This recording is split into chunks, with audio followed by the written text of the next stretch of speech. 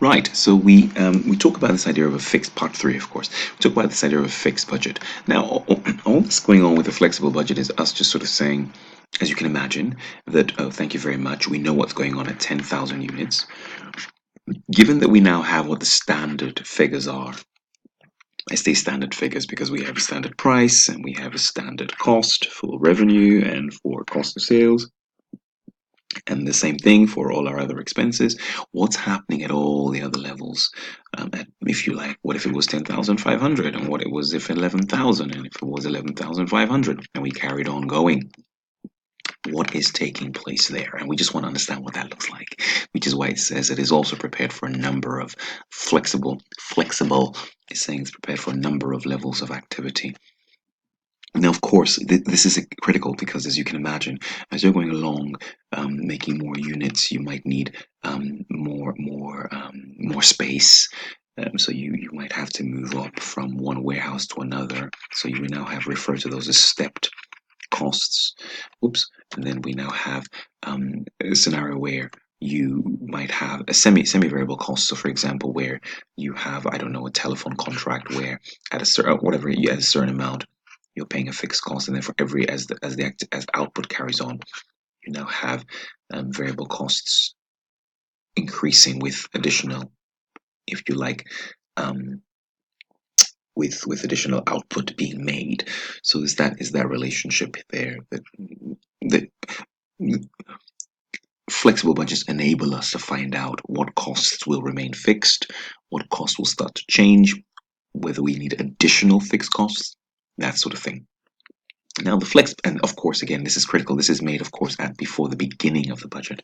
Now, the most interesting budget, when I say the most interesting, is the one that is not static, the one that is not made at the beginning, the one that is used to make decisions, to monitor, compare, responsibility, is this question of flexed budget. And a flex budget just sort of recognizes that we cannot, or recognizes the process behind budgeting or the thinking behind budgeting.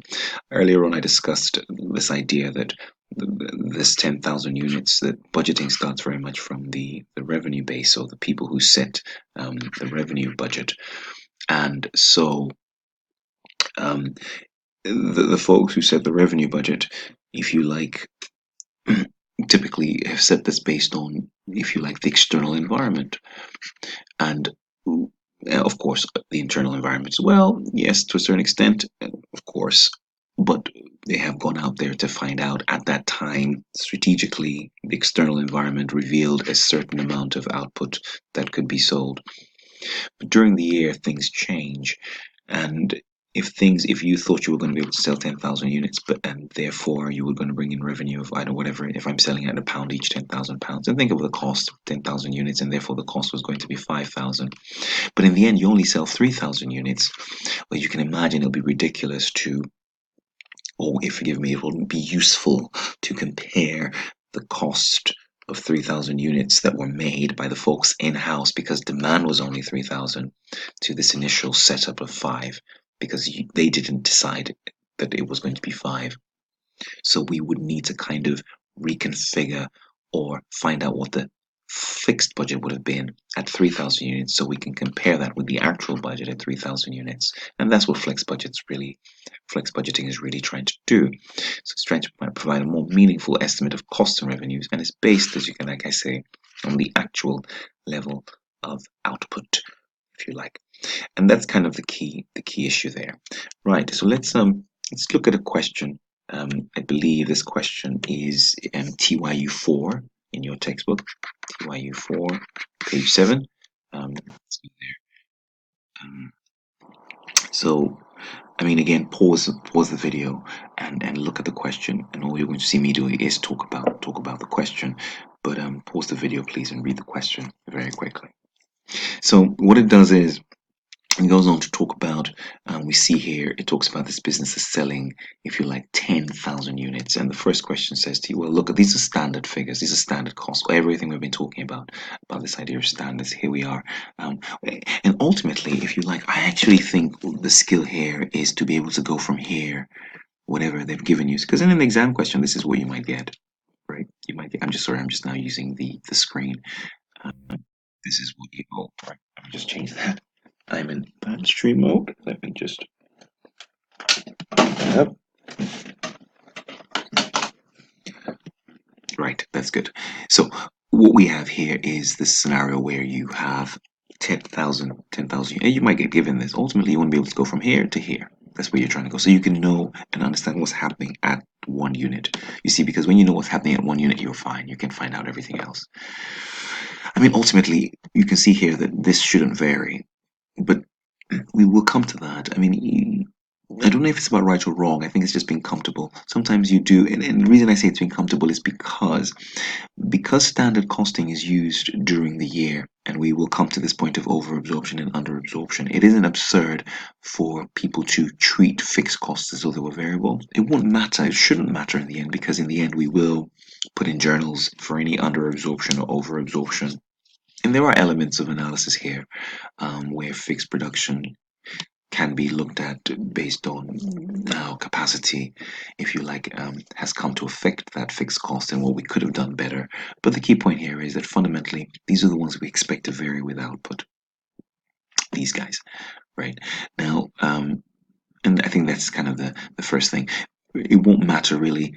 Whatever number of units you produce, you expect fixed costs to remain the same ultimately, right? So this is but doing this, arriving at £1 per unit is this idea of absorption, which we will come to.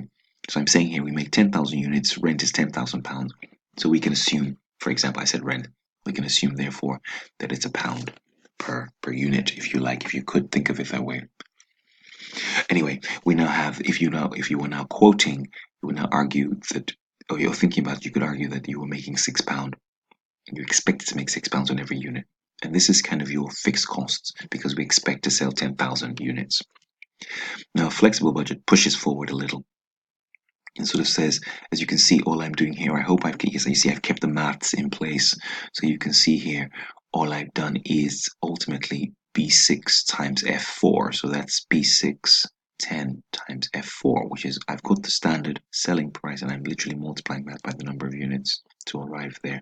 I have the variable cost, if you like, and I'm literally multiplying that to arrive there. So I have this, if you like, you can see how we arrive. We arrive there. But ultimately, you can see that this is not changing. This is not changing. This is not changing. And we have this there. So we have selling price increasing in this even, right, even structure. And this allows us to sort of imagine or think about what would happen if you like at the different activities and make decisions. Ultimately, make decisions. We can sort of see what's going on here and what the potential would be. So it's still very much a fixed budget, but just over several activity levels.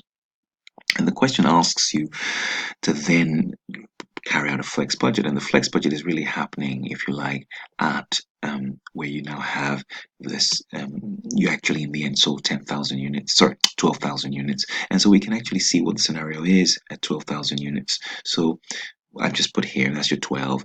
We've arrived at 12, 10. We've arrived at 12,000. So that's your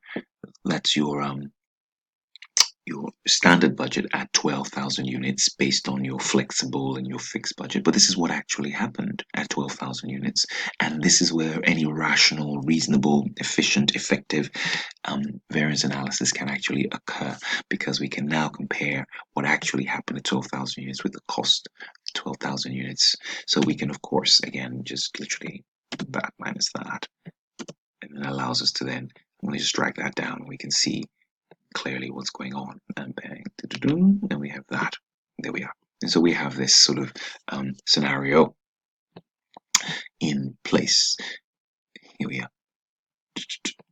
Right, and then we have this. So we can now see this very clear variance analysis as to what is happening between us planning to make 12 and us actually making 12,000 units.